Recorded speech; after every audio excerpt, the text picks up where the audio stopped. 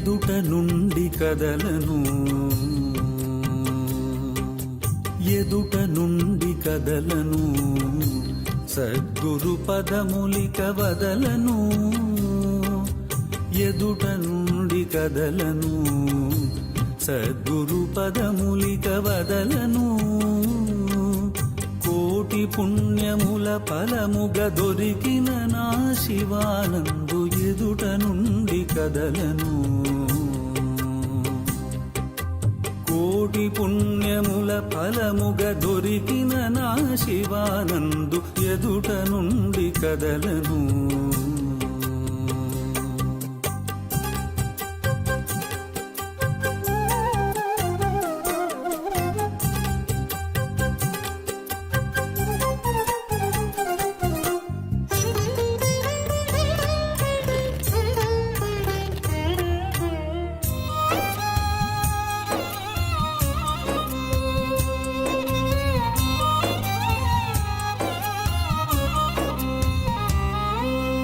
ఎన్ని వేల జన్మలలో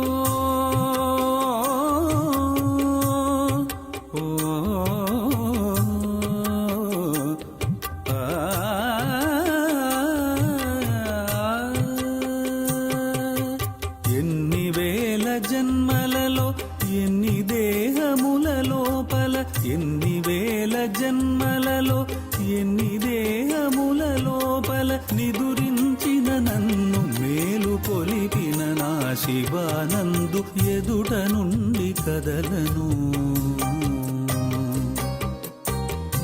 సద్గురు పదములిక వదలను.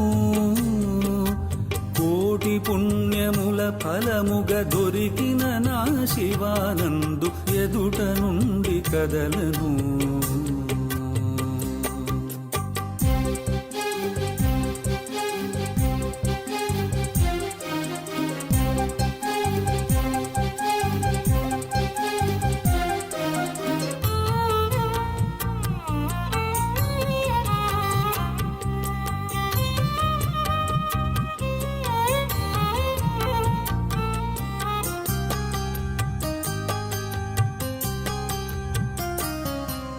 బ్రతుకు బరువు మ్రోయలేక అజ్ఞానపు చీకటిలో ముందు నిలబడి పోరాటం చేయగలిగేటువంటి పటిమను మానవుడికి స్ఫూర్తినిస్తున్నటువంటి దైవం ఆ కుమారస్వామి. అట్లాంటి కుమారస్వామి పలు రకాలైనటువంటి దేవతాగణం ఇక్కడ సప్తధామంలో కొలువై ఉన్నారు. మన అదృష్టం బాగుండి ఇంతమంది. ఇంకా విశేషం ఏంటంటే సూర్య చంద్రులు పూర్తిగా అంటే ఓపెన్ టాప్ అంటాం మనం, అట్లా సూర్య చంద్రుల యొక్క కిరణాలు ఈ మహాదేవతల మీద పడుతూ ఉంటాయి. అంటే నిరంతరం కూడా చైతన్యం కలిగించేటువంటి సర్వ చైతన్యానికి మూల కారణమైనటువంటి సూర్య భగవానుడు, మన జీవితం చల్లగా చూడగలిగేటువంటి చంద్రుడు, వీళ్ళిద్దరూ కూడా నిరంతరం మనల్ని ఆ దేవతలను అర్చించుకునేటప్పుడు కాపాడుతూ ఉంటారు. ఆ దేవతలను మనం పూజించడానికి ఎలాంటి ఇబ్బందులు లేవు. మనం ఆనందంగా వెళ్ళి ఆ స్వాములను దర్శించుకొని ఆ దేవతలను ఆరాధించవచ్చు కలిగేటువంటి అవకాశం ఈ పుణ్యక్షేత్రంలో ఉంది. ఇట్లాంటి పుణ్యక్షేత్రంలో కొద్ది క్షణాల్లో గురువుగారి ఆధ్వర్యంలో ఒక మహాక్రతువు, సత్యనారాయణ స్వామి వ్రతం అనేటువంటి ఒక మహాక్రతువు నిర్వహించబడబోతూ ఉంది. 1000 మంది ఒక చోట చేరి ఆ స్వామి యొక్క ఆశీస్సుల కొరకు మనకు శుభం కలగాలనేటువంటి కాంక్ష చేత మనము భగవంతుణ్ణి అర్చించేటువంటి అవకాశం ఇక్కడ కలిగింది. ఇది సామాన్యమైనటువంటి అవకాశం కాదు. ఎందుకంటే జీవితంలో ఎన్నో అవకాశాలు వస్తుంటాయి, కానీ 10 మంది కలిసి అందరికీ శుభం కలగాలని కోరుకునేటువంటి ఒకే ఒక సామూహికమైనటువంటి శుభకామలను లోకంలో ఇప్పుడు మనకు కనిపిస్తున్నటువంటి భయంకరమైనటువంటి అనేక రకాలైనటువంటి దుర్మార్గాలు కనిపిస్తూ ఉన్నాయి. మనిషి నమ్మే పరిస్థితి లేదు. మనిషి మీద మనిషి శత్రుత్వాన్ని వహిస్తూ ఉన్నాడు.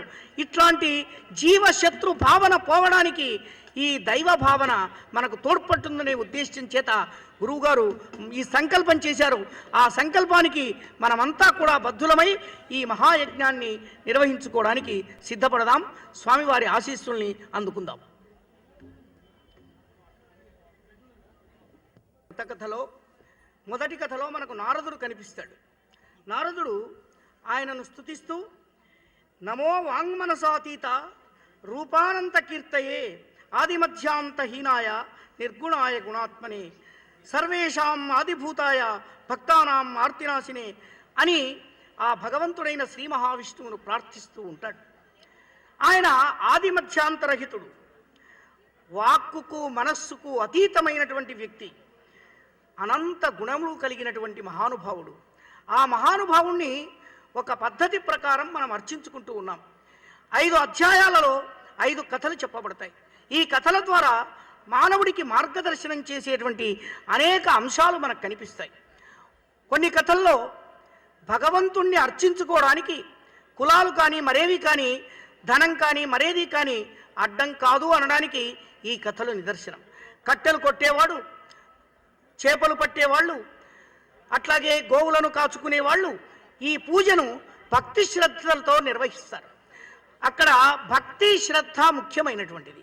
చక్రవర్తి అయినా ఆ వాళ్ళు ఇచ్చినటువంటి ప్రసాదాన్ని నేనేమిటి స్వీకరించడం అని అహంకరించిపోతే భగవంతుడు అతన్ని శిక్షిస్తాడు. అంటే భగవంతుణ్ణి గురించినప్పుడు, భగవంతుణ్ణి సేవించినప్పుడు కానీ భగవత్ ప్రసాదాన్ని స్వీకరించేటప్పుడు కానీ మనకు ఏ రకమైనటువంటి భేషజాలు, నేను గొప్పవాణ్ణి, నేను ధనవంతుణ్ణి, నేను ఉన్నత వర్గానికి చెందినవాణ్ణి, ఇట్లాంటి ఆలోచనలు రాకూడదు. అది భగవంతుడి నియమం అని చెప్పేటువంటి కథ మనకిందులో కనిపిస్తుంది. అట్లాగే కట్టెలు కొట్టేవాడు కనిపిస్తాడు. ఒక బ్రాహ్మణుడు వ్రతం చేసుకుంటుంటే చూసి ఈ వ్రతాన్ని నేను కూడా ఆచరిస్తాను అన్నాడు. తీర్థప్రసాదాలు తీసుకున్నాడు. ఇక్కడ కులమతాలు కానీ మరేవి కానీ అడ్డు రావు. అంటే ఈ రెండిటికి కూడా కులాలకు అతీతంగా భగవంతుణ్ణి సేవించుకోవచ్చు. భగవంతుణ్ణి సేవించేటప్పుడు జీవుడు ఒక్కడే, ఆ జీవుడు దేవుణ్ణి సేవించడమే పరమార్థం తప్ప మరొకటి కాదు. అట్లాంటి సందేశాలనిచ్చేటువంటి అపూర్వమైనటువంటి కథాబలము ఈ సత్యనారాయణ స్వామి యొక్క కథల్లో మనకు కనిపిస్తుంది. అట్లాంటి కథలను మనం వినబోతూ ఉన్నాం. మామూలుగా ఏదో అలవోకగా వినడం కాదు, భక్తి శ్రద్ధలతో విని ఆ కథలో ఉన్న పరమార్థాన్ని, ఆ కథలో ఉన్న సందేశాలను మనము స్వీకరించి వాటిని ఆచరించగలిగితే ఈ సమాజం సుభిక్షంగా ఉంటుంది. లోక కళ్యాణార్థం భగవద్ దర్శనం మనకు కలగడానికి కావలసినటువంటి మానసికమైనటువంటి శక్తిని మనం సంపాదించుకోవడానికి ఈ పూజా విధానాలన్నీ కూడా మార్గదర్శనం చేస్తాయి. అట్లాంటి మార్గదర్శనం చేస్తాయి కాబట్టే పూజా విధానాలను మునీశ్వరులు, ఋషితుల్యులు, ఋషీశ్వరులు ఏర్పాటు చేయడం జరిగింది. అంటే నిర్గుణ బ్రహ్మను ఉపాసించగలిగేటువంటి శక్తి మనకు వచ్చేంత వరకు సగుణ బ్రహ్మ, గుణాతీతుడైనటువంటి ఆ పరాత్పరుణ్ణి సేవించుకునే అవకాశాన్ని మనకు ఇలాంటి వ్రతాలు కల్పిస్తూ ఉన్నాయి. అనేక రకాలైనటువంటి వ్రతాల వల్ల 10 మంది మీ ఒక చోట కలిసి సామాజిక సమరసత సాధించుకునేటువంటి శక్తి మనకు వస్తుంది.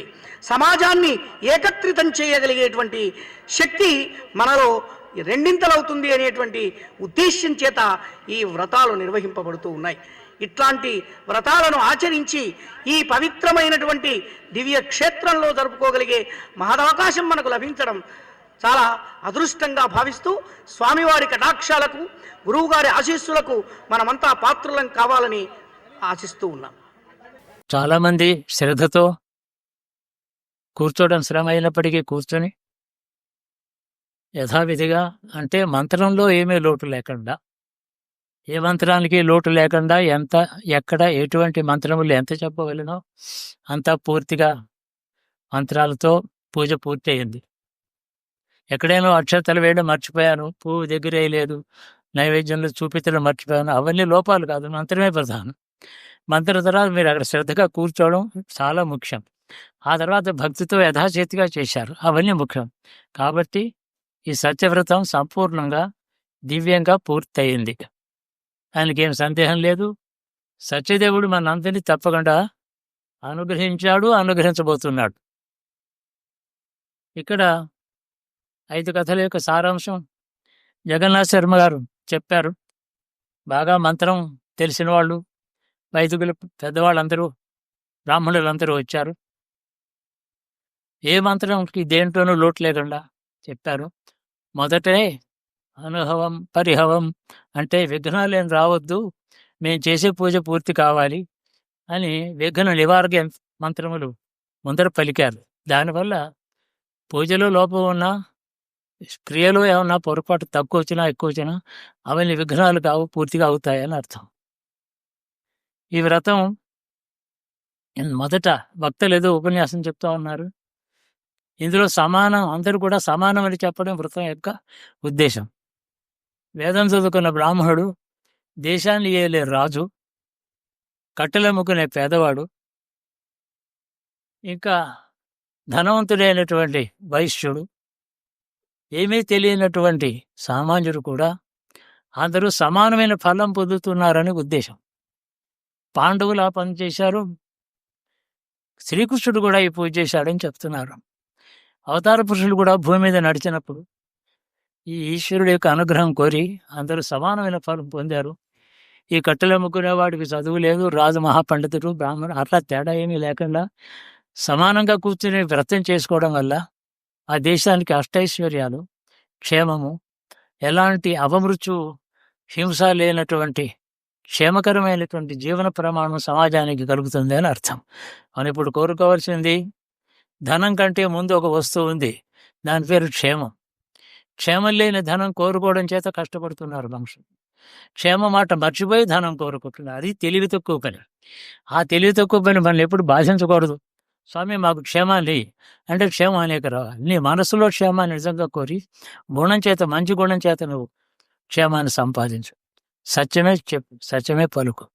ఎందుకంటే హృదయంలో సత్యం ఉంటుంది, నోటితో పలకడం. సత్యం పలికితే నష్టం వస్తుంది, అబద్ధం పలికితే ఏదో చిన్న లాభం కలుగుతుంది. అందుకని హృదయంలో సత్యం ఉన్నప్పటికీ పైకి సరిగ్గా పలకపోవడం చేత దోషాలు వస్తాయి. ఇది మనకు సత్యవ్రతం అంటే ఏమిటి? నారాయణుడు, సత్యం కాని నారాయణుడు ఒకడు ఉన్నాడా? సత్యనారాయణుడు అనే మాట ఏమిటి? అర్థం ఏమిటి? నారాయణుడు ఒకడే కదా. సత్యనారాయణుడు అంటే ఏమిటి? ప్రత్యేకంగా అవతారమా ఏమిటది? సందేహం వస్తుంది. ఈ సృష్టికి ప్రారంభంలో శ్రీ మహావిష్ణువు బ్రహ్మదేవుని సృష్టించాడు. అయితే బ్రహ్మదేవుడి చుట్టూ లోకం కానీ, పంచభూతాలు కానీ, నక్షత్రమండలం కానీ ఏమీ లేదు. ఆయన ఒక్కడే పెద్ద కమలంలో కూర్చొని ఉన్నాడు. ఆయన అనుకున్నాడు, నాకంటే ముందు ఎవరూ పుట్టలేదు. ఆయనకి విష్ణువు దర్శనం ఇచ్చాడు. నువ్వెవరు అని అడిగాడు. నన్ను విష్ణువు అంటారు, నేను సృష్టించింది నేనే అన్నాడు. నేను ఎప్పటి నుంచో ఉన్నాను, నువ్వు ఎప్పుడు కదా వచ్చావు, నాకంటే చాలా చిన్నవాడివి, కాబట్టి నాకంటే పూర్వుడు ఎట్లా అవుతావు అన్నాడు. అట్లా కాదు, నీకంటే ముందే ఉన్నాను నేను సృష్టిస్తేనే నువ్వు వచ్చావు. చెప్పినా వేరే అర్థం కాలేదు ఆయన. అప్పటికి ప్రపంచంలో నక్షత్ర మండలాలు, లోకాలు, పంచభూతాలు, జీవకోటి ఎవ్వరూ లేదు. ఇంకా ముందు ఇంద్రుడు, దేవతలు, పంచభూతాలు, ప్రజాపతులు వీళ్ళందరూ పుట్టవలసింది ఉంది. కానీ సత్యం తెలియాలి కదా ఆ బ్రహ్మదేవుడికి. సత్యం తెలియని బ్రహ్మ ఏమి సరిగా ఏది సృష్టించినా సరిగా ఉండదు. అప్పుడు ఇంకొకడు ఉన్నాడు, మనం ముగ్గురం అసలు. రుద్రుడు ఒకడు ఉన్నాడు, ఆయన పిలుద్దాం అన్నారు. రుద్రుడు అన్నాడు, నేను శివుడి యొక్క తత్వంలోంచి ఒక చిన్న అంశం. నేను పరశివతత్వం ఎప్పుడు ఆనందము, గుణాతీతము, ఏ గుణము లేకుండా, సుఖము, దుఃఖము, జాయం, పంచభూతములతో సంబంధం లేకుండా, పంచ ఇంద్రియములతో సంబంధం లేకుండా సనాతనమైన ఒక సత్యమైన ఆనంద స్వరూపం ఒకటి ఉంది. దాంట్లోంచి వచ్చాను నేను. ఇది మరీ బాగుంది, నాకంటే ముందు వచ్చిన విష్ణువే నాకంటే తక్కువ అనుకున్నాను నేను, ఇంకా తక్కువ తర్వాత వచ్చావు నువ్వు అది కూడా ఎట్లా అవుతావు? అప్పుడు త్రిమూర్తులు ధ్యానించగా ఒక పెద్ద తేజోమయ లింగం పుట్టింది. పాతాళం నుంచి బ్రహ్మాండములన్నీ కూడా భేదించుకుంటూ ఆకాశమంతా నిండిపోయే గొప్ప జ్యోతిర్లింగం కనపడింది, జ్యోతి స్తంభం. ఇది నువ్వు చూస్తున్నావు కదా, దీని ఆద్యంతములు ఎక్కడ పుట్టిందో, ఎక్కడ దాకా వెళుతుందో మీరు కనుక్కుంటారా అని చెప్పి అన్నాడు. విష్ణు ఏం చేశాడు, ఆయనకి తెలిసినప్పటికీ బ్రహ్మదేవుడికి పాఠం చెప్పాలి కాబట్టి, ఓ బ్రహ్మదేవ, నువ్వు పైకి వెళ్ళు, దీని అంత ఎక్కడుందో కనుక్కో, ఎన్ని కోట్ల యోజనాల పైన ఉందో తీసుకురా, నేను కిందకి వెళ్ళి చూస్తాను. కిందకి వెళ్ళి చూశాడు. ఈయనకి ముందే తెలుసు విష్ణువుకి. బ్రహ్మదేవుడు చాలా పైకి వెళ్ళి అనంతంగా ఉంది జ్యోతి, ఎక్కడ ఎంత దూరం వెళ్ళిందో నాకేం అర్థం కాలేదు అని అనుకుని కిందకు వచ్చి అబద్ధం ఆడాడు. నేను చూశాను, చివరిదాకా వెళ్ళి చూశాను. అసత్యం, ఎందుకంటే ఆత్మగౌరవం పోతుందేమో అని అసత్యం ఆడాడు. సత్యం చెబితేనే గౌరవం. నాకు తెలియదండి, నేను పండితుడిని కాదు, మీరు పండితులు అని చెప్తే అదే గౌరవం. పండితుడి ముందర నాకు తెలుసునండి అని తెలియంది అనకూడదు. బ్రహ్మదేవుడితోనే అసత్యం పలికించారు. విష్ణు అన్నాడు, శివుడు అన్నాడు, బ్రహ్మదేవా నీకింకా సత్యం యొక్క విషయం నీకు తెలియలేదు, పైదాకా వెళ్ళి అంతు చూడకుండానే చూచానని చెప్తున్నావు. కాబట్టి ఈ భూలోకంలో కానీ ఇంద్రలోకంలో కానీ మరి ఇతర గాంధర్వాది లోకంలో కానీ నీకు విగ్రహంతో పూజ చేయరు, నీకు పూజ ఉండదు, అసత్యం ఆడావు కాబట్టి. సత్యమే తెలిసిన వాడు విష్ణువు ఉన్నాడు చూడు, ఆయన ఏమంటాడు, అనంతంగా ఉంది, కిందకి వెళ్ళి చూశాను, దానికి అంతే లేదయ్యా ఆయన చెప్పాడు. ఆ అనంతమైనటువంటి ఆ జ్యోతి స్వరూపం అనంతంగా ఉంది అనే సత్యం విష్ణువు చెప్పడం చేత సత్యనారాయణుడు అని ఆయనకి పేరు వచ్చింది. ఆ సత్యం చెప్పడం చేత సత్యనారాయణుడు. మనకి కథ ఎందుకు చెప్తున్నారంటే సత్యం కంటే గొప్పది ఇంకొకటి లేదు, సత్యం కంటే క్షేమకరమైంది ఇంకొకటి లేదు. ఒకవేళ ప్రమాదం వచ్చింది, ప్రాణానికి ఏదో ముప్పు వచ్చింది, సత్యం చెబితే వీడు చంపేస్తాడు అన్నప్పుడు మౌనం, లేదా అసత్యమైనా చెప్పించి ప్రాణాలతో దక్కించుకోవచ్చు, లేదా ఇంకొక జీవుడిని దిక్కులేని ఒక ఆడపిల్లను ఎవరినైనా ప్రాణరక్షణ చేయాలంటే ఒక అసత్యం ఆడవలసి వస్తుంది. అప్పుడు మాత్రమే ఒక అసత్యం చెప్పి వాళ్ళని రక్షించి వాళ్ళని కాపాడుకుంటే అసత్యానికి అలాంటి చోట దోషం లేదు అన్నారు, ప్రాణం సంకటం వచ్చినప్పుడు. కాబట్టి మనుషులందరూ కూడా సత్యవ్రతం చేయండి, సత్యనారాయణుడు చూడండి, అనంతమైన జగత్తంతా చూసి అనంతంగా ఉంది, దీనికి అంతు లేదని సత్యం చెప్పాడు. అందుకని జగత్పూజ్యుడైనాడు. విష్ణువుని బ్రహ్మ ఏమిటి అందరూ పూజ చేస్తున్నారు. ఈ ఇందాక సూక్తం చదివారు, విష్ణువులోంచి బ్రహ్మ పుట్టాడు, విష్ణువులోంచి దేవతలు ఇంద్రుడు పుట్టాడు, విష్ణువులోంచి గంధర్వాదుల దేవతలందరూ పుట్టారు, సూర్యచంద్రాదులందరూ పుట్టారు, విష్ణువులోంచి నవగ్రహములు పుట్టాయి, సమస్త కోటి ప్రజాపతులు పుట్టారు, విష్ణువు తప్ప మరొక వస్తువు లేదు అని చెప్పారు. అంటే అంతటా వ్యాపించి ఉన్నవాడు కాబట్టి అతడే సత్యం. కాబట్టి నారాయణమూర్తికి సత్యనారాయణమూర్తి అనే పేరు ఒకటి వచ్చింది. దీనివల్ల తెలిసి తెలియక ఎప్పుడైనా చేసినా అసత్యం ఆడితే వచ్చిన దోషం దీనివల్ల పోవాలి. ఎప్పుడో అబద్ధం చెప్పాను, ఈ పూజ చేసుకున్నాను, నాకు అసత్య దోషం పోవునుగాక, ఇక ముందు నేను సత్యమే పలుకుదునుగాక. ఆ సంకల్పం చేత అష్టైశ్వర్యులు వస్తాయి. ఇంత 1000 మంది ఒక చోట కూర్చొని వ్రతాలు చేసుకుంటే ఇది ఒక మహా యజ్ఞం వంటిది, సత్రయాగం వంటిది. 1000 మంది భక్తులు ఒక చోట కూర్చొని వ్రతం చేసుకుంటే దేశం మొత్తానికి క్షేమం, ఇంట్లో చేసుకుంటే మనకే క్షేమం, ఇంతమందితో కలిసి చేసుకుంటే దేశానికి క్షేమం, ధర్మానికి క్షేమం, ప్రజాపతులందరూ కూడా మనల్ని రక్షిస్తారు, నవగ్రహములు మనకు అనుకూలిస్తాయి. ఇప్పుడు మీరు చేసిన పూజలో నవగ్రహములు అష్టదిక్పతులు పిలవని దేవతలు లేరు, అందరి దేవతలు పిలిచాం, అంతటిలోనూ వ్యాపించిన ఈ సత్యనారాయణ మధ్యలో పెట్టుకుని ఆరాధన చేశాం. దీనికి అనంతమైన ఫలం ఉంటుంది. ఒకరు చేసుకుంటే వచ్చే ఫలానికి 1000 ఎంతలు వచ్చింది ప్రతివారికి కూడా, ప్రతివారికి 1000 వ్రతాల ఫలం వచ్చింది. ఇదంతా దేశానికి అత్యవసరం. మొన్న వర్షాలలో కోట్ల కొద్దీ విలువైన ధాన్యం నీళ్ల పాలయ్యింది. అది చాలా అక్షేమకరమైనటువంటిది, విచారకరమైంది. అట్లాంటి చేతికి వచ్చిన పంట అలా పోవడం దేశంలో అరిష్టం అన్నమాట. ఏదో పాపం మన పీడిస్తుంది. అలాంటి బాధలు అందరికి ఎప్పుడు ఎవరికి రాకుండా ఎప్పుడు కూడా భవిష్యత్ సంవత్సరాల్లో మీరందరూ చేసిన పూజ యొక్క ఫలం మీకు మాత్రమే కాక దేశానికి కూడా కలుగుతుంది. ఆ సంకల్పంతోనే ఇదంతా ఏర్పాటు చేశారు. చాలా సమర్థతతో, భక్తితో, శక్తితో, చాలా శ్రమ కోర్చి ఈ ఏర్పాట్లన్నీ చేసిన వాళ్ళు మరీ పుణ్యాత్ములు. కాబట్టి అందరికీ సర్వే సుజనా సుఖినో భవంతు, సర్వే సుజనా భవంతు. మంచి వాళ్ళందరూ సుఖంగా ఉండాలి, అందరూ మంచివాళ్ళు కావాలి. ఇదే మనం కోరవలసింది. సుఖం భూయా.